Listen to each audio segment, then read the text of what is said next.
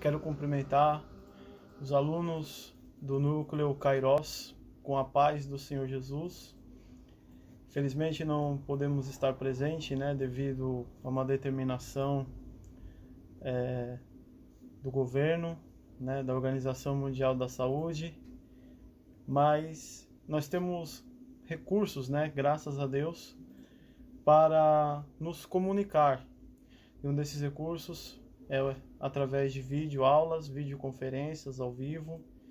E nós vamos procurar, durante esse tempo de quarentena, utilizar todos os recursos possíveis para que a gente não venha perder as aulas, para que a gente venha adentrar na matéria, na lição, de forma que não venhamos perder nenhum detalhe da lição. Bom, hoje nós vamos estar falando sobre soteriologia.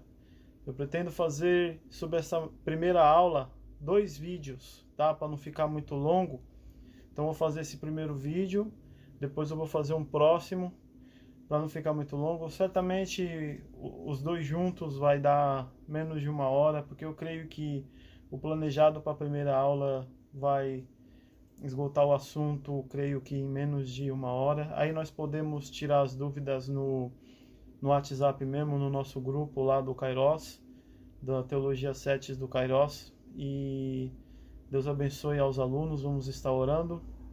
Senhor nosso Deus e Pai, nesse momento quero apresentar a vida de cada aluno, Senhor. Quero, Pai Santo e Pai querido, te agradecer por essa oportunidade, Senhor Deus, que embora longe, estejamos, Pai Santo e Pai querido, próximos de vídeo, Pai Santo, um do outro, para que venhamos aprender mais e mais acerca do Teu ensinamento, daquilo que Tu queres transmitir a nossas vidas, Senhor. Peço que abençoe esta nação. Cuide, Pai Santo e Pai querido, das pessoas que foram acometidas, Senhor, desta enfermidade. Pai Santo e Pai querido, dos parentes que perderam seus entes queridos, venha confortar o coração de cada um. Pai, estende as Tuas mãos sobre esta nação, sobre este mundo, que nós cremos, ó Pai Santo e Pai querido, que em breve irá se dissipar, Pai Santo e Pai querido, essa pandemia, e nós estaremos juntos para a glória e louvor do Teu nome. Nós te agradecemos em nome de Jesus. Amém. Amém? Bom, vamos começar hoje a matéria soteriologia. É uma palavra grega, sóteros, que significa salvação, e logia, que significa estudo. Então nós vamos falar sobre a doutrina da salvação. Tem sido, nos últimos tempos, o seu conteúdo, que nós podemos chamar de conteúdo secundário, algo de muita polêmica, muita discussão. O que eu defino como conteúdo secundário, Martin Lloyd-Jones, quando estava dando sua palestra, mais ou menos no ano de 81, que se transformou em livro, ele citou na sua palestra sobre soteriologia os pontos primários da soteriologia, ou seja, o plano da salvação, a graça de Deus, a redenção, a justificação. E após pontuar os pontos primários, ou seja, que toda matéria de soteriologia através desses pontos, existe o ponto secundário. E qual que seria esse ponto secundário? Seria o pelagiano, seria o arminiano, seria o calvinismo. Ou seja, o contexto secundário da soteriologia é o contexto onde se estuda o livre-arbítrio ou a predestinação. Mas isso fica mais para o final das nossas aulas, que a gente vai ver esses pontos. Primeiro a gente vai entrar nos pontos primários da doutrina da salvação. Qual a importância de estudar a doutrina da salvação? A doutrina da salvação, ela é muito importante para que nós venhamos aprendê-la dentro do contexto do plano de salvação de Deus para com a humanidade. Nós sabemos que o personagem central da Bíblia é Jesus. E o objetivo central de Jesus é salvar a humanidade. Salvar a humanidade do quê? Sabemos que todos nós somos mortos em pecados. Paulo diz, que em Romanos 3, versículo 23, que todos nós, estamos mortos em pecados. Todos nós carecemos de salvação. Não há ninguém que se salve. Então todos nós estamos carentes.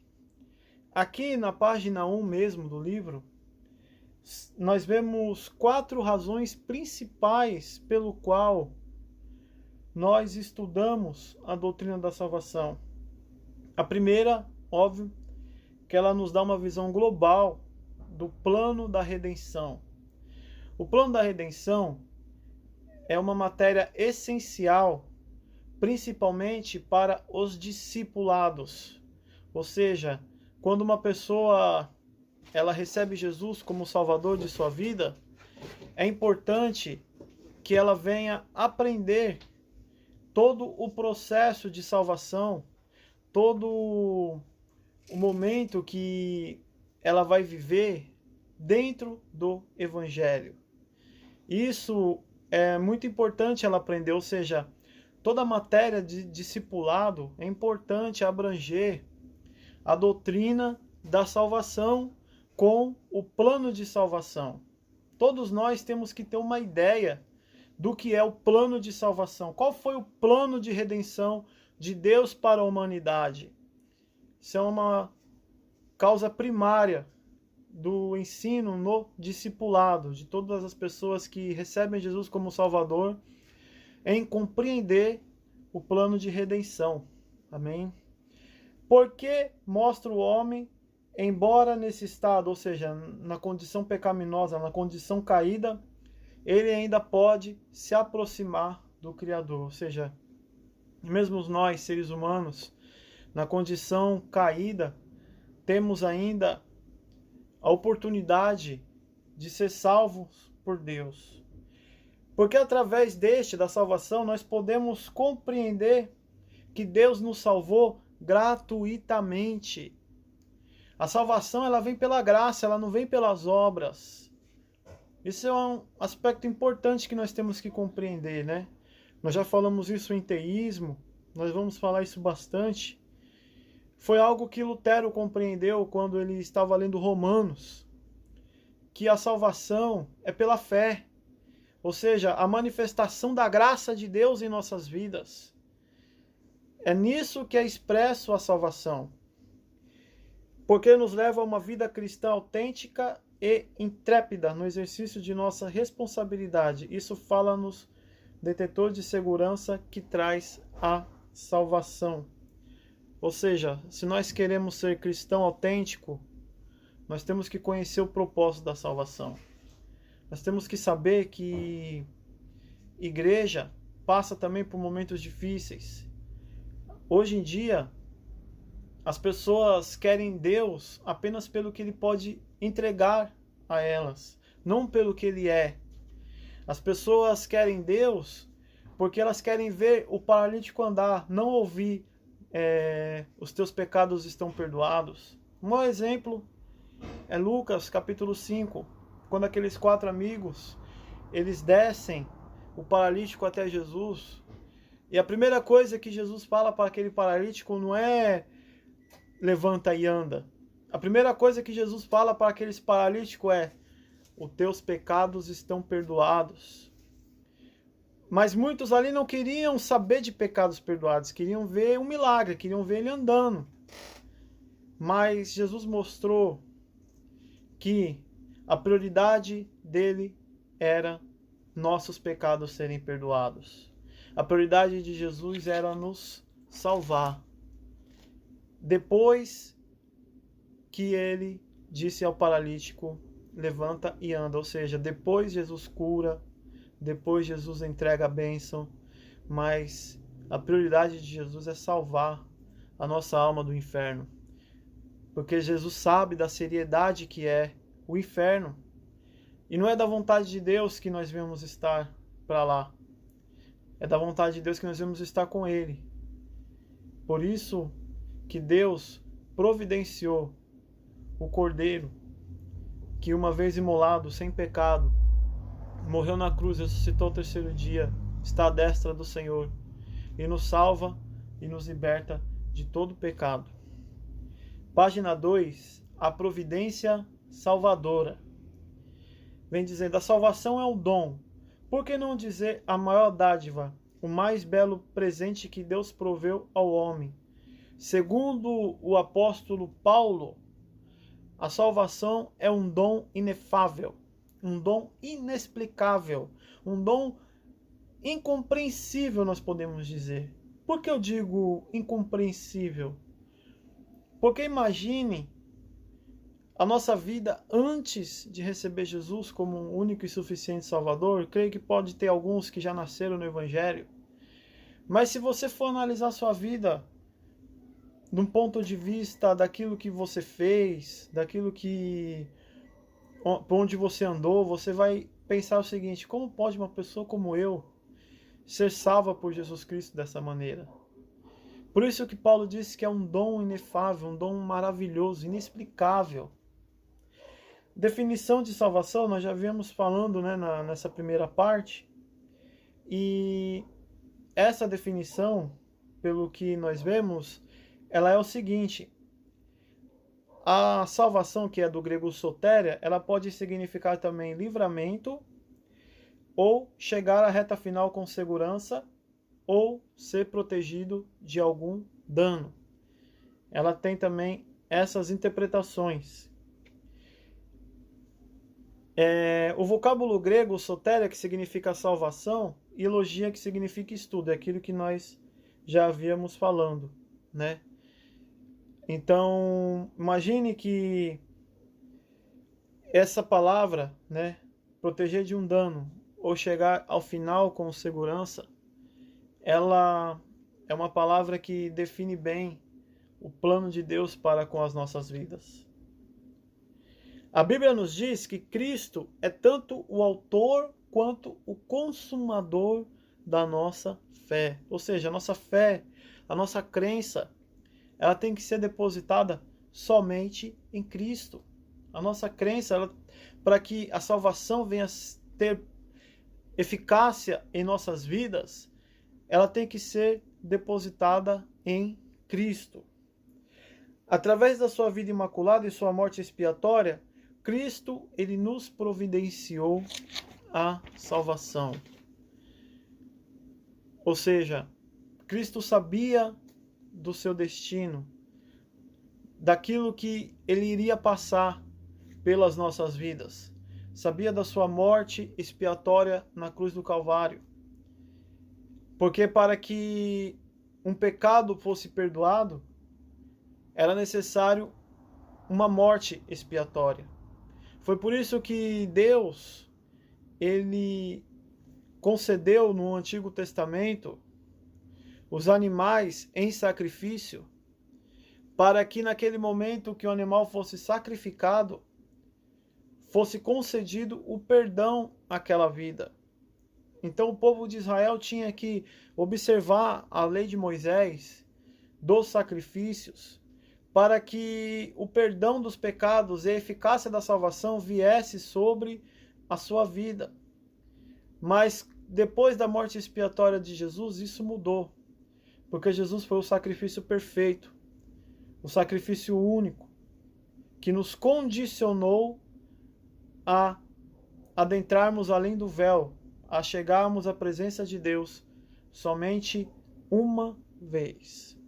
Amém? Na página 3, nós vemos falando o pecado do homem. Todo pecado é cometido contra Deus e contra a sua natureza. Creio que eu já falei em aulas anteriores que a palavra pecado significa errar o alvo. Esse é o significado da palavra pecado.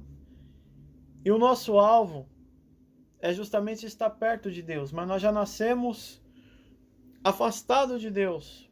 Não que nós nascemos em pecado, mas nós nascemos com o pecado adâmico herdado em nós. E por nascer com o pecado adâmico herdado em nós, nós já nascemos afastados de Deus. E é necessário essa reconciliação com Deus através da pessoa de Jesus Cristo. E essa reconciliação com Deus, ela nos traz o benefício do perdão dos pecados. E quando Deus ele nos perdoa, ele nos lava, ele nos purifica, ele nos prepara, nos condiciona para estar com ele no céu. Mas durante as aulas nós vamos aprender que a salvação ela é instantânea, mas a santificação não. A santificação é um processo. Porque se a santificação fosse instantânea também, a partir do momento que a gente recebesse Jesus, a gente já partiria com ele. Por isso que a santificação é um processo, onde cada dia gradativamente nós vamos aprendendo a vontade de Deus para com as nossas vidas. Por isso que é importante compreender o plano de salvação. Porque quando a gente compreende o plano da salvação, nós estamos fincando raízes na rocha. Quando Jesus ele proferiu o Sermão do Monte, no capítulo 7, que ele está finalizando o teu sermão, ele faz uma comparação. Ele fala assim: a todos que estão aqui me ouvindo, eu digo que aquele que ouviu minhas palavras e as pratica, são como uma casa que foi edificada sobre uma rocha. Mas aquele que ouve minhas palavras e não pratica, é como uma casa que foi edificada sobre a areia. O interessante é que Jesus diz assim: veio o rio, veio o vento, veio a chuva, e a casa que estava edificada sobre a rocha, ela não caiu. Mas veio o vento, veio o rio, veio a chuva sobre a casa que estava edificada sobre a areia, e ela sucumbiu. Sabe uma coisa interessante? Quando Jesus fala em rio, vento e chuva, ele está falando simplesmente da nossa condição de vida, ou seja, nós vamos ser atacados por todos os lados, por baixo, pelo meio, por cima. E aquele que ouve a palavra de Deus e pratica, não somente ouvinte, como está lá em Tiago 2, mas praticante da palavra de Deus, é que consegue permanecer em meio às tempestades, é que consegue enxergar o seu relacionamento com Deus, um relacionamento em que a gente não fica esperando de Deus algo que, se Deus não der, a gente não vai mais servi-lo, não. Um relacionamento de amor, um relacionamento de pai para filho. É esse o relacionamento, o desejo de Deus para conosco. Por isso é importante a gente aprender a vontade de Deus, aprender o seu plano de salvação. E o alicerce do plano de salvação de Deus é exatamente esse: fincar nossas raízes na rocha. Depravação total. Mais à frente a gente vai ouvir falar bastante sobre depravação total quando vamos conciliar o arminiano com o calvinismo. A raiz do problema de cada homem, que cada homem confronta, é a sua própria natureza pecaminosa. Desde que nasce, o homem é inclinado ao pecado, e isso é incapaz de agradar a Deus. Ou seja, desde o nosso nascimento, a nossa natureza pecaminosa, ela já nos inclina para o pecado. Ela já nos inclina para as obras da carne. E as obras da carne são justamente essa, o pecado. Paulo, quando ele fala lá em Gálatas acerca das obras da carne, ele não fala que são obras do diabo. Não, ele fala que são obras da carne, ou seja, vem de nós, vem de dentro de nós. É o pecado que habita em nós, que a todo momento ele quer sair. Existe uma história de um homem que tinha 2 animais, 2 cães pitbulls, e ele colocava os 2 para lutar no ringue. E ele falava assim: um dia o branco vai ganhar, no outro dia o pitbull preto vai ganhar. Aí vieram e falaram assim para ele: como é que você sabe o dia que o pitbull branco ganha e o dia que o pitbull preto ganha? Ele diz: é muito fácil. Antes da luta é o que eu alimento mais. Ou seja, se nós alimentarmos o nosso espírito, nós seremos pessoas mais espirituais. mas se nós alimentarmos a nossa carne, seremos pessoas mais carnais. Jeremias 17:9 fala uma coisa importante. Enganoso é o coração do homem. Quando nós achamos que nossa verdade ela é absoluta, é aí que nós estamos enganados. Nós temos que entender que absoluto é só Deus.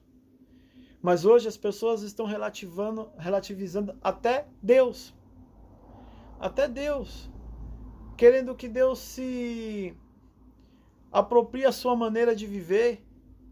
Não querendo se adaptar à forma como Deus quer que nós vivemos, mas querer adaptar Deus à maneira como eles querem viver.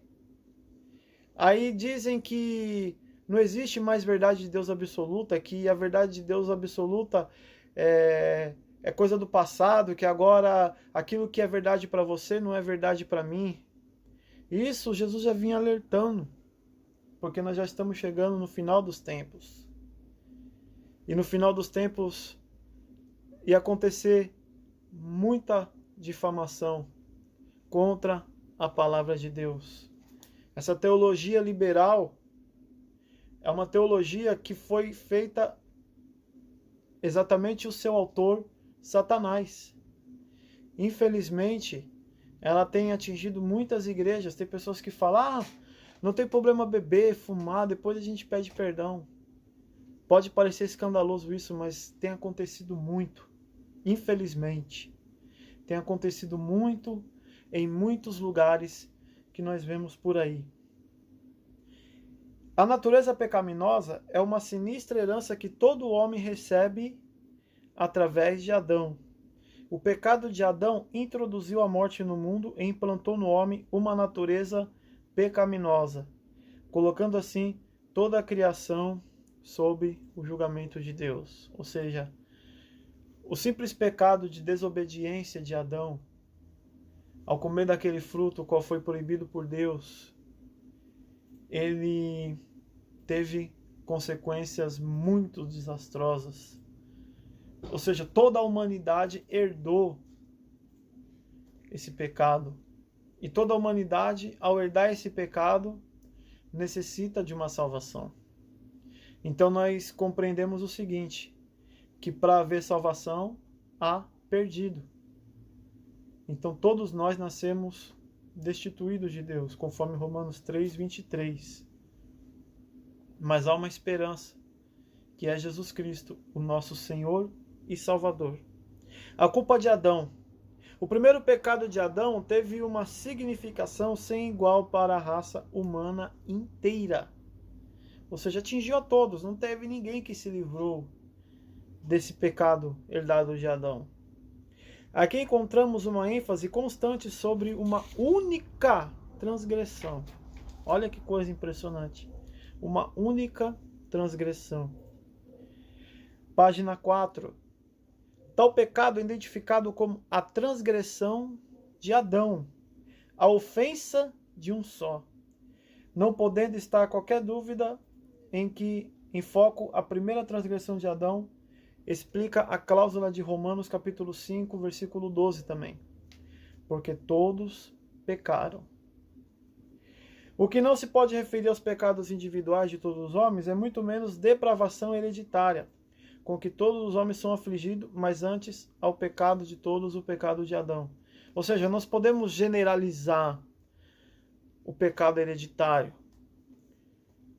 Os judeus eles tinham por costume generalizar o pecado hereditário. Foi por isso que quando eles estavam passando e viram aquele homem que era cego de nascença, eles perguntaram para Jesus, quem foi que pecou, ele ou seus pais? Porque eles acreditavam que haveria uma hereditariedade contínua na vida do ser humano, ou seja, os pais pecaram e o filho veio cego por conta do pecado dos pais. Aí Jesus explicou, nem os pais e nem ele, mas para que o nome de Deus fosse glorificado, ou seja, para que naquele momento Jesus pudesse expressar o seu poder de cura e aquele cego ele pudesse enxergar. O interessante é que, segundo a cultura judaica, os sinais messiânicos seriam um paralítico andar, um cego enxergar, um surdo ouvir. E Jesus foi manifestando todos esses sinais, mostrando aos judeus que ele era o Messias. A maior comprovação de que ele era o Messias. Mas existe uma frase, né? Que os seus pais comeram uva verde e o dente dos seus filhos que embotaram.